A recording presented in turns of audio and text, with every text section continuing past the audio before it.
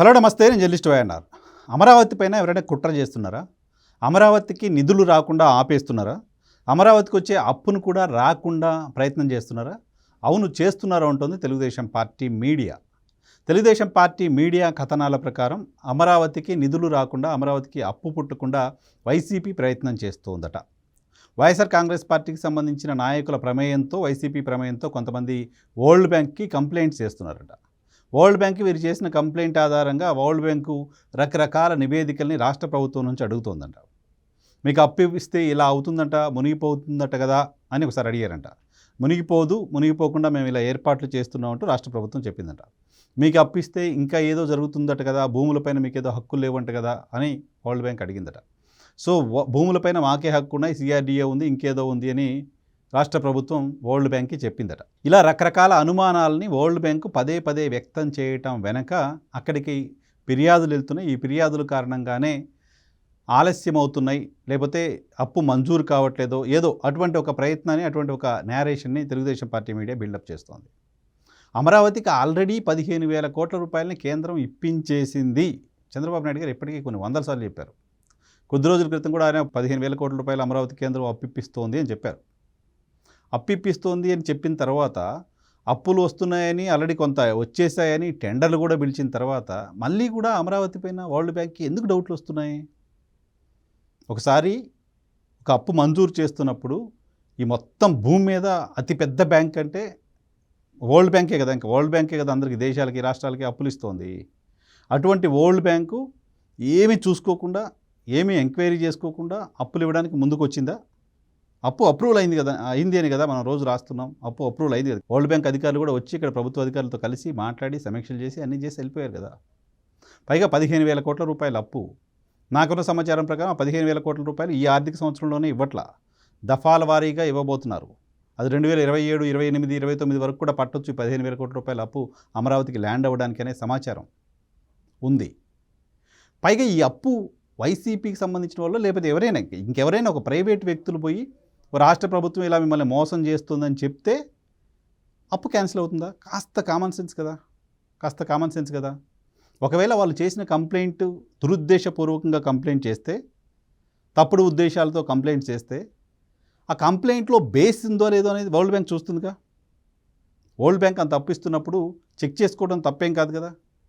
ఆ బేస్ ఏంటో చూసుకునే ప్రయత్నం వరల్డ్ బ్యాంక్ చేస్తే తప్పేంటి? పైగా వరల్డ్ బ్యాంక్ ఇక్కడ ఎవరు పడితే వాళ్ళు వరల్డ్ బ్యాంక్కి మెయిల్ చేస్తే, కంప్లైంట్స్ చేస్తే, వచ్చిన ప్రతి కంప్లైంట్ పైన ప్రతిరోజు అనుమానం వ్యక్తం చేస్తూ ప్రతిరోజు ప్రభుత్వం అనేది అడుగుతుంది. ఒకసారి అప్రూవల్ అయిపోయిన తర్వాత loan there ends the matter కదా.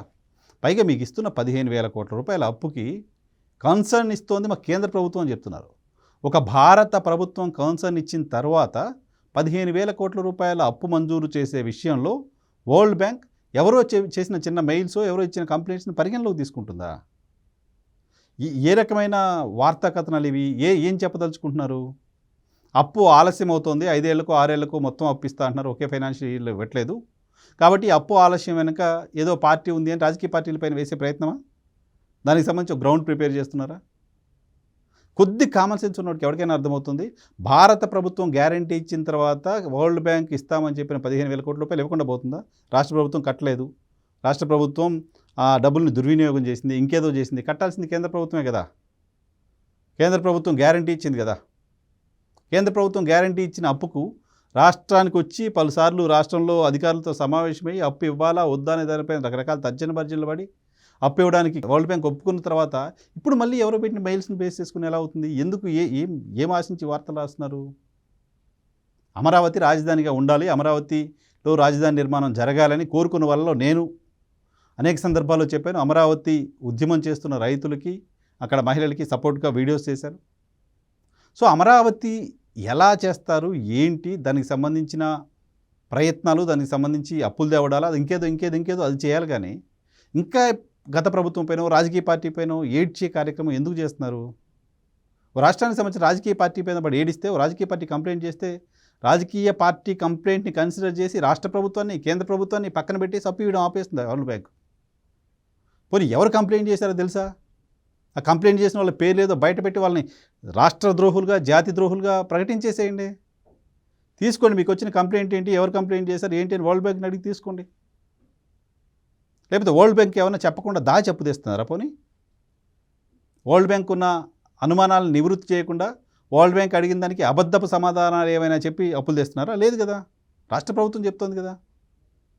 అటువంటిప్పుడు ఇటువంటి పిచ్చి వార్తలు, ఇటువంటి పిచ్చి ప్రచారాలు ఆపేస్తే మంచిది. అమరావతి పైన కుట్ర చేస్తుంది ఎవరు, అమరావతి పైన ఇటువంటి క్యాంపెయిన్ చేస్తుంది ఎవరో రాష్ట్ర ప్రజలు ఒకసారి ఆలోచన చేయాలి ఖచ్చితంగా. నాకు సింపుల్గా భారత పార్లమెంటు చెప్తోంది అప్పు ఇప్పించడానికి సంబంధించి. పార్లమెంట్లో చేసిన ప్రకటన కదా, 15,000 కోట్లు అప్పు ఇప్పిస్తామని కేంద్ర భారత ఆర్థిక శాఖ మంత్రి చేసిన ప్రకటన. రాష్ట్ర ప్రభుత్వం ఓకే అయింది, వరల్డ్ బ్యాంక్ ఓకే అన్నది. ఇప్పుడు ఇంకా అప్పు రాదేమోననే ఆందోళన, అప్పు రాకపోతే దానికి పలానా వాళ్ళు కారణం అనే చెప్పే ప్రయత్నం, అటువంటి నెరేషన్ బిల్డ్ చేసే ప్రయత్నం, వెనక ఉద్దేశాలు ఏంటో ఒకసారి రాష్ట్ర ప్రజలు ఆలోచన చేయాలి. సో అమరావతిపై కుట్ర చేస్తున్న వాళ్ళు ఇప్పుడు అధికారంలో లేరు, లేకపోతే అమరావతి రాజధానికి వద్దు అనుకున్న వాళ్ళు ఇప్పుడు అధికారంలో లేరు. అమరావతి కడతామని చెప్పిన వాళ్ళు, అమరావతిని అభివృద్ధి చేస్తామని చెప్పిన వాళ్ళు ఇప్పుడు అధికారంలో ఉన్నారు. అమరావతి అభివృద్ధి చేస్తామని చెప్తున్న వాళ్ళకి మద్దతు ఇస్తున్న వాళ్ళే కేంద్రంలో అధికారంలో ఉన్నారు. ఇప్పుడు కూడా అమరావతి కాకపోతే దానికి ఇంకెవరిపైన నెపం వేయాలనే ఆలోచనలో భాగంగా దానికి ఇంకెవరిపైన నెపం వేయడానికి సంబంధించిన గ్రౌండ్ని ప్రిపేర్ చేస్తోంది తెలుగుదేశం పార్టీ మీడియా అనిపిస్తుంది. ఇటువంటి చెత్త వార్తలను ఆపండి ప్లీజ్.